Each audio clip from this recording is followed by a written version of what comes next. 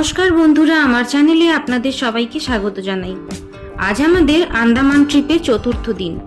Havelock আইল্যান্ডের অসাধারণ অভিজ্ঞতা, সমুদ্রের নীল জল আর স্কুবা ডাইভিংয়ের মতো এক্সাইটিং মুহূর্তগুলো মনে রেখেই আজ আমরা রওনা হচ্ছি একটি নতুন দ্বীপ এক্সপ্লোর করতে।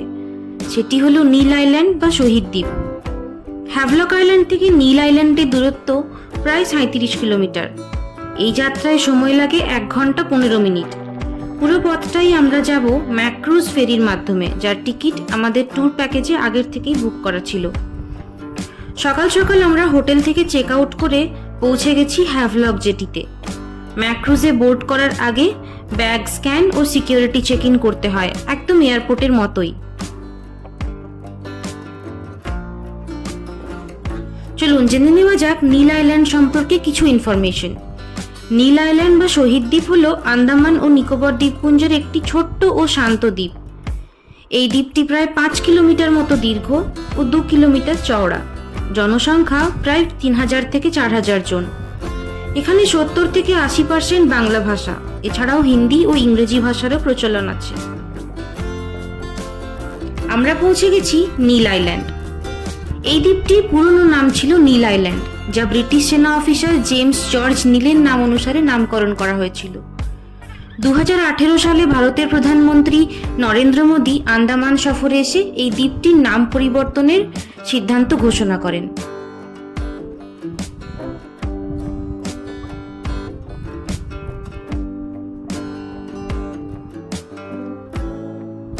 আমরা পৌঁছে গেছি আমাদের হোটেলে, হোটেল চামসারা।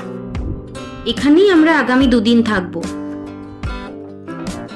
গাড়ি থেকে নামার সাথে সাথে আমরা পেয়ে গেছিলাম আমাদের ওয়েলকাম ড্রিঙ্ক। এই হোটেলটি নীল আইল্যান্ডের এক নির্জন ও সবুজ পরিবেশে অবস্থিত।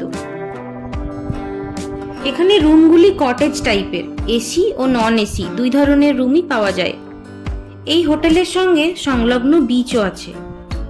যারা শান্তিপূর্ণ পরিবেশে প্রকৃতির কাছাকাছি থাকতে চান, তাদের জন্য এই হোটেল আদর্শ।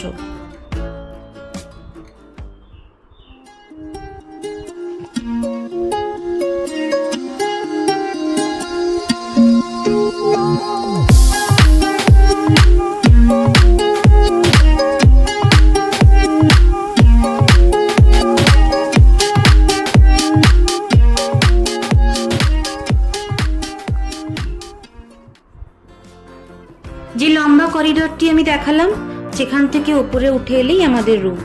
রুমে ঢুকেই ডান দিকে এরকম একটা ছোট্ট কাউন্টার টপ আছে, যেখানে আপনার কফি মেশিন অন্যান্য সরঞ্জাম রাখা আছে। যার ঠিক উল্টো দিকেই আছে এই সুন্দর এবং মডার্ন অ্যামিনিটিস যুক্ত ওয়াশরুম।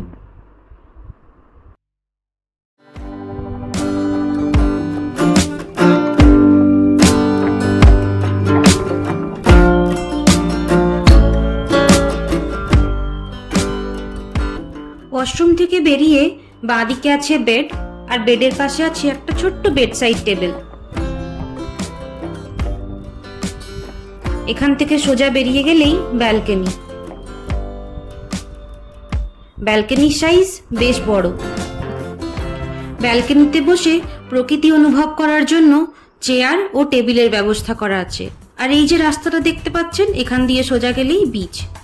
তো চলুন আজকের মতো ভিডিওটা এখানেই শেষ করলাম। ভিডিও ভালো লাগলে ভিডিওটি লাইক ও চ্যানেলটি সাবস্ক্রাইব অবশ্যই করবেন। ধন্যবাদ।